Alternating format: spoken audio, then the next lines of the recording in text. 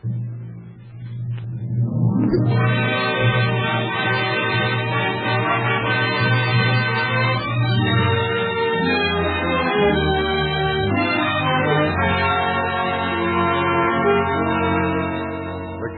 of America, sponsored by DuPont, maker of better things for better living through chemistry, presents three of America's favorite actors: Preston Foster, Gene Lockhart, and Otto Kruger in The Doctor Shoots a Cannon. But first, here's Gain Whitman. Many of DuPont's better things for better living are required 100% in the war effort. However, some products are still available for use on the home front. One of these DuPont better things is Speed Easy Wall Finish that is saving homeowners time and money. Speed Easy saves time because it covers wallpaper quickly and easily in one coat and dries in an hour. It saves money. The average room costs less than $3. When you're painting a room this year, try DuPont Speed Easy. And so, with Preston Foster in the role of storyteller, Gene Lockhart as Dr. Andrew C. Ivy, and Otto Kruger as Dr. Gordon Foley, DuPont brings you The Doctor Shoots a Cannon by Paul Peters and Robert Tallman on the Cavalcade of America.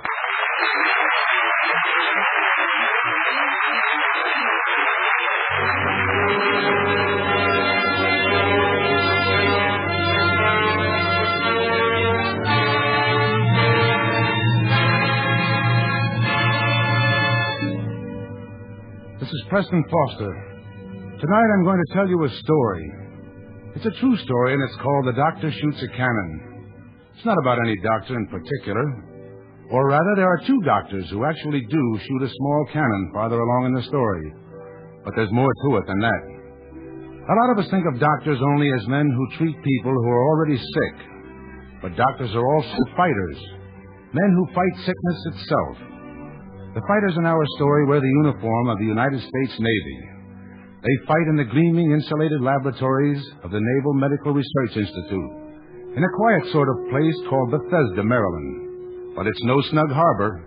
This theater of operations is as big as the world, and the battle they fight without rest and without ceasing is perhaps the most important battle of all. Time, the present. Aboard a U.S. destroyer off the coast of Norway on a battle-racked route to Murmansk. Attention! All men topside! All men topside! Put on battle jackets to fly out at Flashburn Creek to face and hands.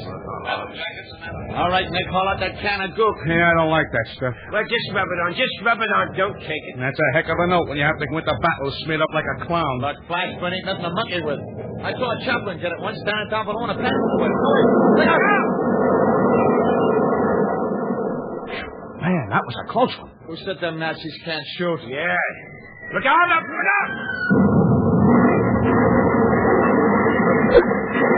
Hey, Nick, you hurt? No, I don't think so. But, man, did you feel that blast go by like lightning? What's so funny? You ought to see your face. I got a pocket mirror here. What's the matter? Here, have a look. Brother, you got two of the prettiest roses in those cheeks of yours I ever seen. We'll see what's so funny about that flash burn. Could have been very serious. I thought you didn't like to put that stuff on your face. Say, that's some stuff, though. It didn't hit me anywhere but those two little spots I missed. I wonder who invented it.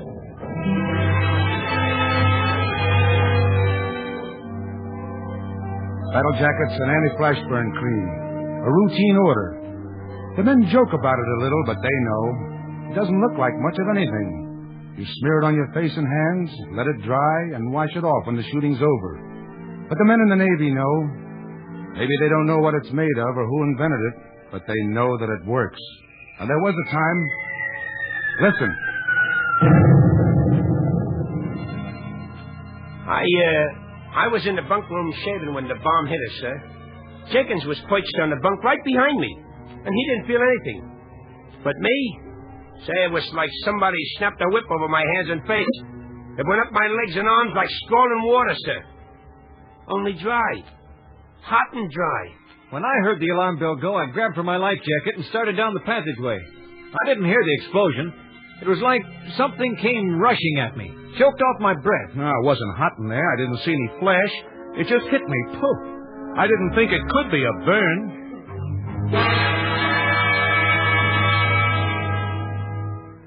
That's how it was. It was a burn, all right. Flash burn. The doctors had known about it for a long time.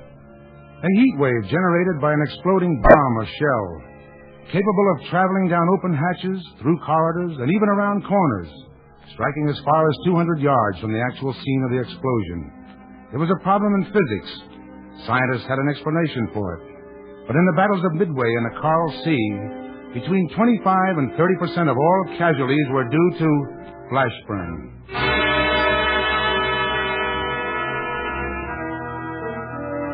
Dr. Ivy, report to Captain Hawkinson immediately. Dr. Ivy, Dr. Greaves.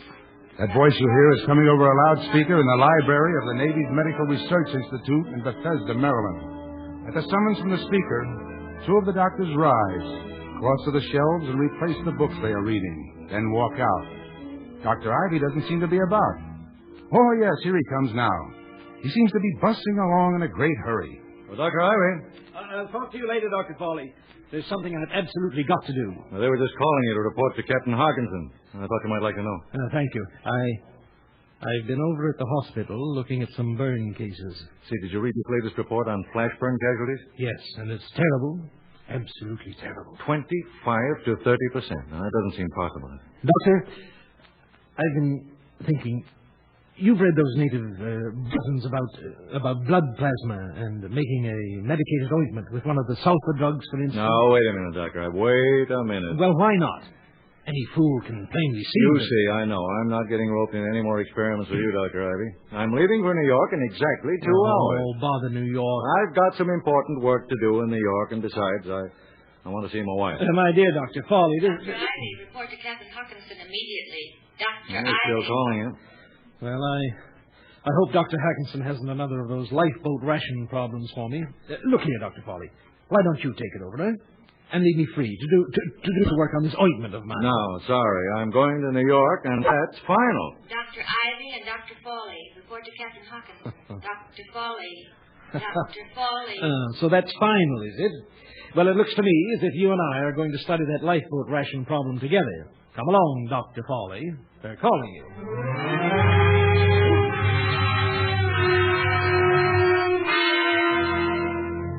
They're calling you, Dr. Foley. Are you really going to take that trip? Your commanding officer probably won't insist that you stay. And what about you, Dr. Ivy? That new treatment for burns sounds like a good idea, but there are other men working on it. Good men, too. Well, let's wait and see what he has to say. Here's his office. Open the door and go in. Good morning. Sit down, gentlemen. Yeah, thank you.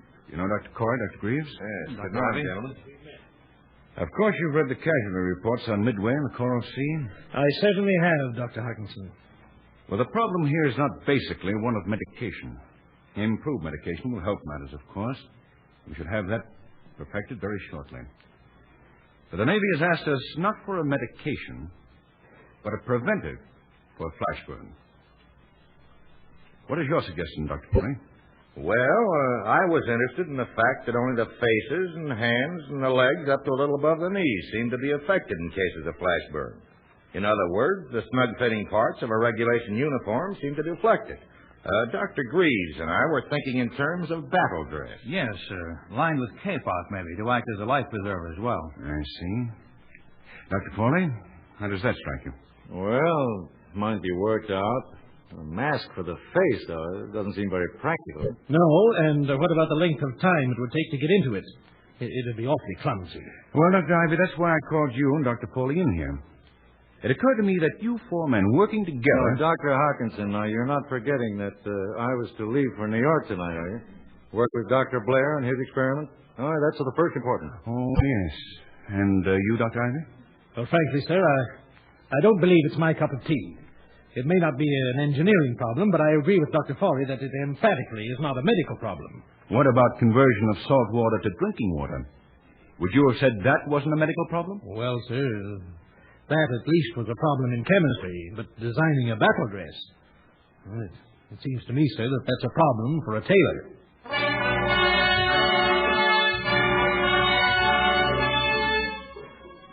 Think again, Doctor. What about William Gorgas scrubbing the streets of Panama City, haggling with housewives over water containers, cutting down brush and draining swamps to hound the malaria mosquito out of his hiding places? Was that the way to tackle a medical problem? It stopped malaria, Doctor. There's your answer. But clothing is not the answer to flash burn. I'm positive it's not. There must be some answer. In science, there's always an answer. Of course, there is an answer. Hang it all, our job is to relieve the suffering of those boys, to give them quicker, better treatments.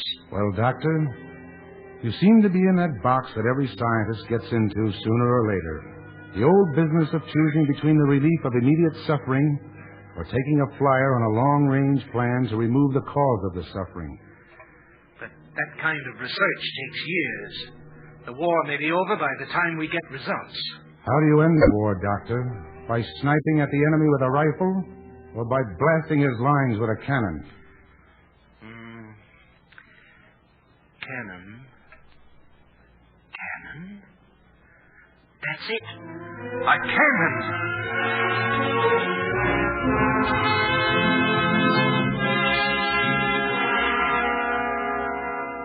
Dr. Polly! Dr. Polly! Oh, hello, Doctor. What are you doing up here? Thought you were doing research on that ointment over at the hospital. Well, they're doing very well over there without me. And by the way, what are you doing here? I thought you were in New York. Well, it was decided to postpone the trip. Thought I'd drop around, see how Dr. Corey and Dr. Greaves are getting along with that battle suit of theirs. Oh, that's funny. I was going to do the same thing. Did you read about the Macaulay? Yeah. A transport. That means most of the casualties were non-combatants. Flashburn? Of course. We don't have complete reports yet. No, of course not. Say, look, Dr. Ivy, I was thinking. Yeah? Why not an ointment? Or, a heavy grease like channel swimmers used to put on themselves. Now, if it keeps out the cold, it ought to keep out the heat. Yes, but grease melts. Try again. Yeah. Well, there's zinc oxide, of course. How do we know? It might crack. Think of the intense heat of flash burn. That's right, gosh. If there were only some way to experiment. There is. Shoot a cannon. Huh? Shoot a cannon. Come on. I'll show you.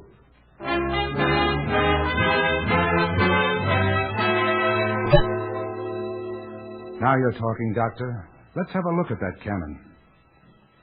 Well, Doctor, this is it. What do you think of it? Oh, looks like a piece of junk to me. Who made that? I did. Uh-oh. Does it work? Of course it works. It's a very efficient principle. Spark coil and generator. Mm-hmm. Early flivver period, yeah? Oh, of course, this is just temporary. Doctor, I'll tell you what we could do. Mm-hmm. We could set up a shop in the basement where the noise of the firing of the cannon wouldn't bother people. But there's just one bug in it. Yeah, what's that? I need something to restrict the area of the flash of the explosion. Ah. Well, what about that piece of asbestos board over there? Oh, excellent idea. Look here. It's even got a hole in it. About the size of a silver dollar. Here, Dr. Foley. Take some of this zinc oxide and put it on your arm. Hey, do I have to be the first guinea pig? Zinc oxide was your idea. Here, let's prop it up. Now, you stand behind it. There. Oh, all right. What do you want me to do? You want me to hold my arm up against the hole, huh? That's right. Now, ready? Well, shoot. Oh, hey, that burnt like the devil. Good. Good? What do you mean, good? Why, we're on our way to the solution of our problem. We know now that zinc oxide won't work. Oh, yeah.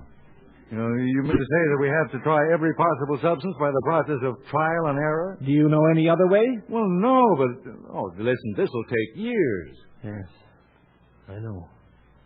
And that's what worries me. Yeah, well, there's only one thing to do. Go and see Dr. Hawkinson. Ask him if he'll approve of it. All right. After you, sir.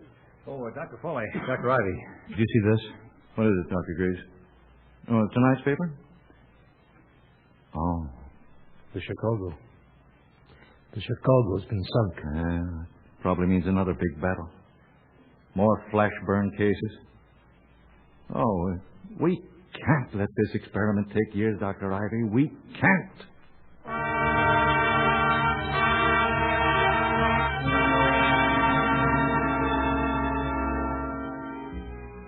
You are listening to The Doctor Shoots a Cannon, featuring Preston Foster as the storyteller, Gene Lockhart as Dr. Andrew C. Ivy, and Otto Kruger as Dr. Gordon Foley, on the Cavalcade of America, sponsored by DuPont, maker of better things for better living through chemistry. As our play continues, Dr. Ivy and Dr. Foley of the Naval Medical Research Institute in Bethesda, Maryland, have begun experiments to find a solution to a centuries-old problem, the pain and injuries resulting from flash burn. Just when they seem to be on the track, they encounter their first great barrier, the apparent need of years to experiment. This is the dark moment, Dr. Foley. This is the moment when Pierre and Marie Curie looked at a mountain of pitch blende and wondered if any human being could find a tiny bit of radioactive substance in it in one lifetime. But they found a way. Systems, shortcuts, and it took just one lifetime after all. Now, what is the situation here? What does your commanding officer say? Well, gentlemen, Dr. Corey and Dr. Greaves have exhausted all the possibilities of battle dress. Fortunately, the number of fabrics and designs for garments is limited, so we found out fairly quickly that they don't hold the solution of our problem. The answer's got to be in some preparation that can be rubbed on the skin, that can withstand heat without melting or cracking, and at the same time not irritate the skin or infect wounds. Have you any idea how to go about finding such a substance? Well, trial and error, sir. That's the only way we know. Would that be too slow? Probably, sir, but there's no other way. Well, good luck, gentlemen. Oh, by the way, I'll send you Michaels. He's volunteered to act as a guinea pig for Dr. Greaves and Dr. Corey. He's a premises mate. Had a little medical training, I believe. Good. We'll need a girl to volunteer also, Dr. Hawkinson. Preferably a redhead. Well, we'll ask among the waves. But aren't you being rather specific, Dr. Ivy? Sensitive skin. You know, sir, that women have more sensitive skin than men, and redheads are especially sensitive.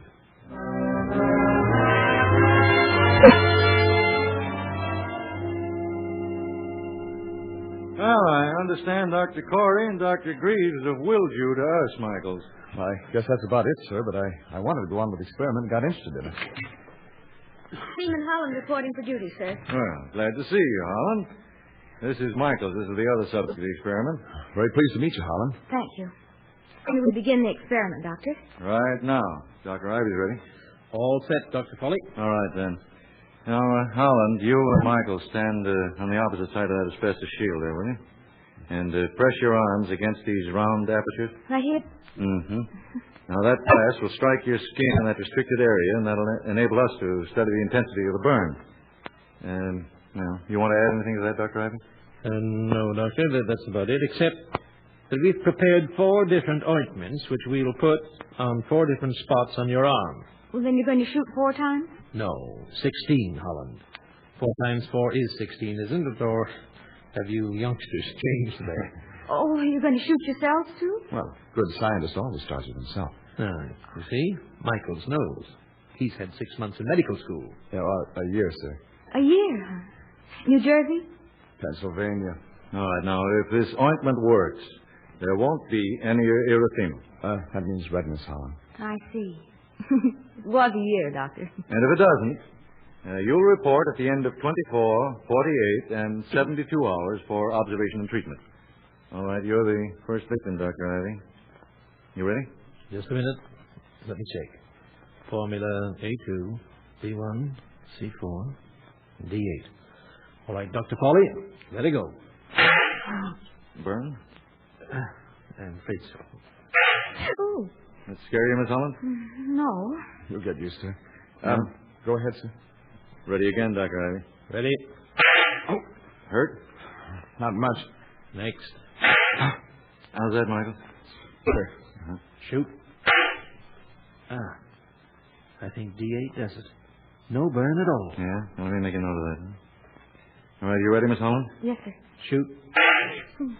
Miss Holland, if this is hurting you too much... Michaels was right, sir. One gets used to it. Why can't you do hers on my left arm? She's got a very nasty burn there, sir. Are you trying to suggest I want to back out? Oh, no, but Well, get this straight. Whatever a sailor can do, a wave can. That's what you think. Dr. Foley. Michaels, be quiet. Get these ointments on your arms. A2 at the bottom and D8 at the top. Well, I'm ready now. Let her rip.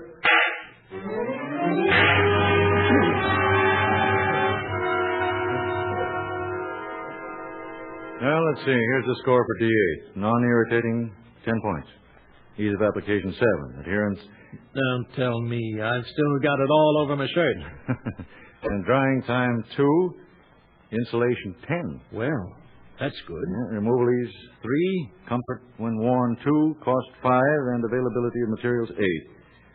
Yeah, well, in other words, it's easy to put on and good for burns. Yes, but it's too tacky, it's too sticky, and too slippery. And it picks up dirt. It sticks to our clothes. And it won't come off. And that means that all ointments are out. They're all too sticky. Doctor, how about glove film? Glove films? Yes. Non-oily creams. Oh, you mean one of those bronze or aluminum preparations? Surely. They dry quickly, and they don't smear. All right. Now, supposing a man is shot and some of that metal gets into a surgical wound. Well, there must be other glove films, non-metallic ones. No, Doctor. Now, listen, we're kidding ourselves. Instead of being nearer the solution, we're farther away than when we started.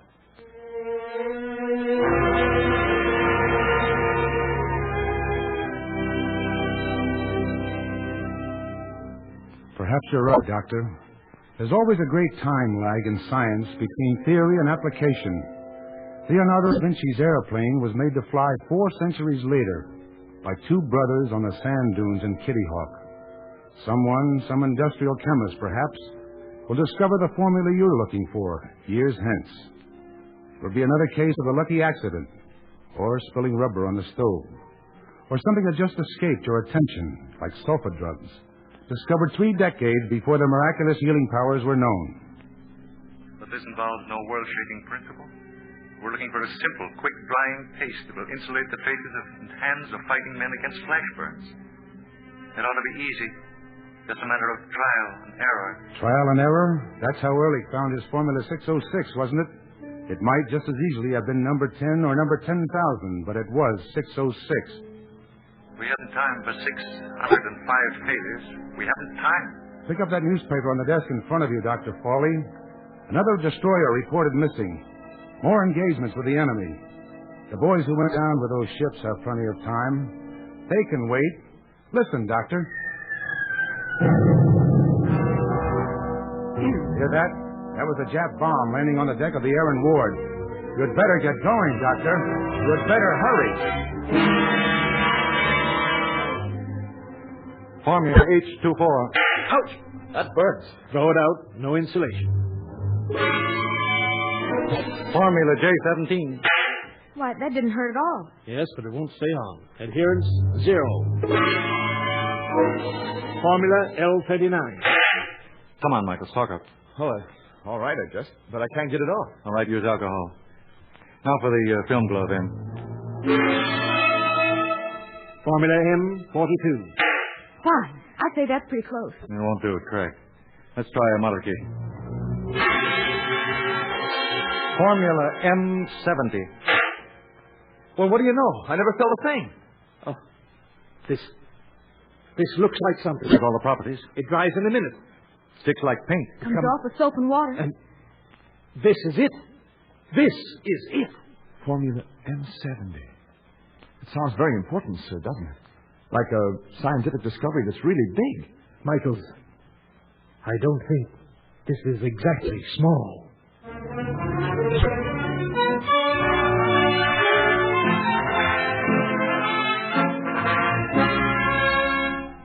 Well, that's the story of Formula M70. I don't suppose there was any doubt in your mind as to how it would turn out. Maybe the cannon kept you guessing for a while. You know, 2 stories are never as ingenious as they might be.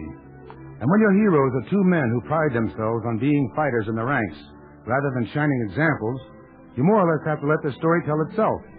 The conquest of Flashburn is no more important than dozens of other jobs being done at this moment in the Navy's Medical Research Institute at Bethesda. We chose it because we rather liked Dr. Fawley and Dr. Ivy, and because they were able to perform in weeks an exploration of unknown scientific territory such as men in the past took years or even decades to accomplish. Maybe they did it because they were on the spot and simply had to. Maybe they were just lucky. I leave it to you.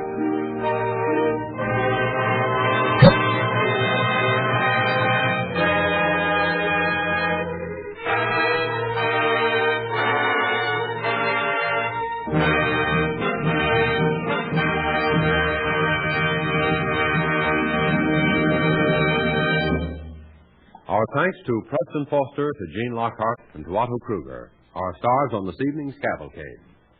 As an enterprise long dedicated to a policy of chemical research, DuPont is proud to salute the scientists who, by their skill and devotion, have again inched forward the frontiers of human knowledge, and thus been the means of saving countless human lives.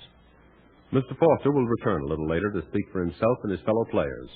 And now here is Gain Whitman to tell you about a product of chemistry used in the anti-flashburn cream you've heard about tonight. One of the ingredients used in the anti-flashburn cream is titanium dioxide. Titanium dioxide is one of the most versatile of the more than 4,000 chemical compounds manufactured by DuPont. If you visited a stockroom filled with samples of these 4,000 or more compounds, or even a few hundred of them, you'd find it difficult to tell them apart. Yet a single one of these compounds may have scores of uses in industry which no other can accomplish. Titanium dioxide is a white powder so fine that it would take 16 million individual particles of it side by side to make 1 inch. It's used by the armed forces in the protective creams that safeguard a man's skin against painful flash burns inside gun turrets, and in other creams that offer protection against sunburn and insects in the tropics. And this same titanium dioxide, coated on a welding rod, keeps the electric arc steady and ensures smoother and stronger welds. It is titanium dioxide that gives present-day white paints their extraordinary whiteness and covering power, and the lighter colors their clarity and resistance to fading. That's why practically all of the compound DuPont manufactures for paints is now going to the armed services for protective paint coatings and camouflage.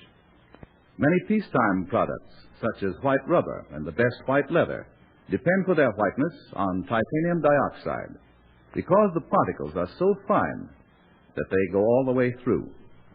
Linoleum and felt-based floor coverings owe not only their colors, but much of their resiliency and long wear to this compound. It reaches you in coated fabrics, even in soap. And titanium dioxide is handling a job in the field of paper manufacture that affects all of us at the present time.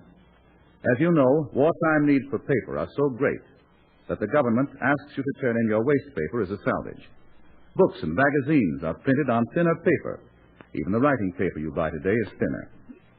A few years ago, it would have been difficult or impossible to use such thin paper because the print or writing would have shown through from the back. But titanium dioxide added to paper keeps this from happening, and so conserves paper, makes it go further.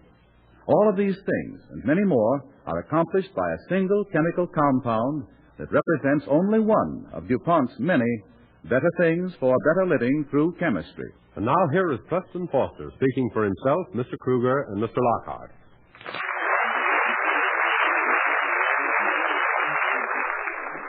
There's a world of hope and comfort and assurance in tonight's play, for it again demonstrates the concern of the chiefs of the Army and Navy for the safety and protection of the men who bear the brunt of battle. They are better outfitted, better armed, better fed. Never has an armed force enjoyed such superb medical care. Now, all this costs money. Remember this when you subscribe to the Fourth War Loan. It is your investment in bonds that provides the extra protection and medical care, saves the lives of American boys at the front and at sea. Thank you.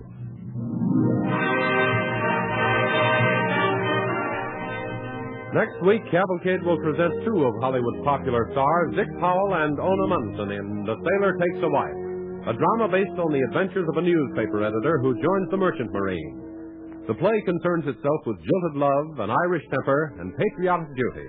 It tells also of a girl reporter who gets her biggest story when her ex-boss makes his first convoy cruise in the merchant marine.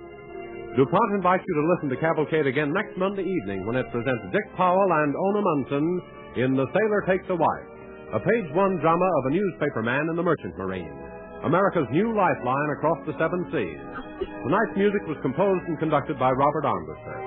Cavalcade is pleased to remind its listeners that Preston Foster may soon be seen in the 20th Century Fox picture Bermuda Mystery.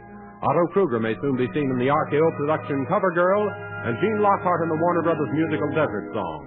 This is James Bannon sending best wishes from Cavalcade sponsor, the DuPont Company of Wilmington, Delaware. This is the National Broadcasting Company.